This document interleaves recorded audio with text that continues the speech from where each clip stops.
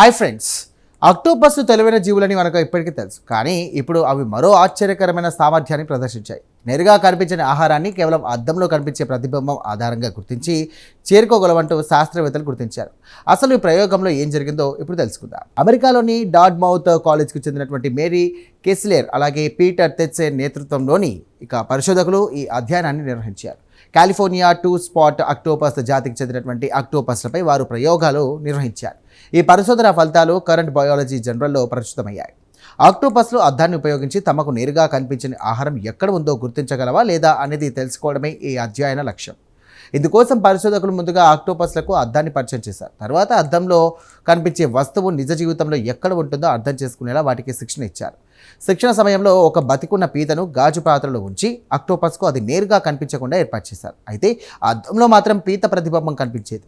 ఆ పీతను చేరుకోవాలంటే అక్టోపస్ 90 డిగ్రీలు తిరిగి మూల చుట్టూ వెళ్లాల్సి వచ్చేది. ఇలా ప్రతిబింబం నిజమైన వస్తువు మధ్య సంబంధాన్ని కూడా అవి క్రమంగా నేర్చుకున్నాయి.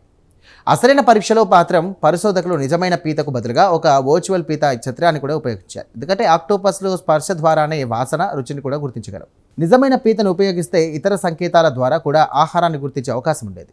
పరీక్షలో అద్దం అక్టోపస్ ముందు భాగంలో ఉండగా వర్చువల్ పీత దాని వెనుక ఎడమ లేదా కుడి వైపున ప్రదర్శించబడింది.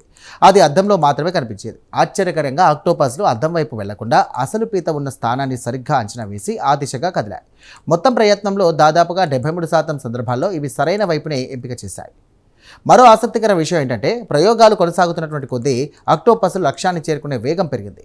అంటే అవి కేవలం యాదృచ్ఛికంగా వ్యవహరించలేదని, అద్దం ద్వారా వచ్చినటువంటి సమాచారాన్ని ఉపయోగించి తమ పరిసరాలను అర్థం చేసుకుంటున్నాయంటూ పరిశోధకులు చెబుతున్నారు. చూసారుగా ఫ్రెండ్స్, ఇప్పటివరకు అద్దాన్ని ఉపయోగించి పరిసరాలను అర్థం చేసుకునే సామర్థ్యం ప్రధానంగా క్షీరదాలు అలాగే పక్షుల్లో మాత్రం గుర్తించారు. అయితే ఇప్పుడు అక్టోపస్లు కూడా ఈ నైపుణ్యాన్ని నేర్చుకోవాలని తేలిపోయింది. మనుషులతో చివరి ఉమ్మడి పూర్వీకుడు వందల మిలియన్ల ఏళ్ల క్రితం జీవించినప్పటికీ ఇలాంటి సంక్లిష్టమైన తెలివితేటలను ఆక్టోపస్లు స్వతంత్రంగా అభివృద్ధి చేసుకోవడం పరిణామ క్రమంలోనే మరో ఆసక్తికర రహస్యంగా మారిపోయింది. ఈ ప్రత్యేక కథనంపై మీ అభిప్రాయాలను కామెంట్ ద్వారా తెలియజేయండి. వీడియో నచ్చితే లైక్ చేయండి, వెంటనే మా ఛానల్ను సబ్స్క్రైబ్ చేసుకోండి. Thank you.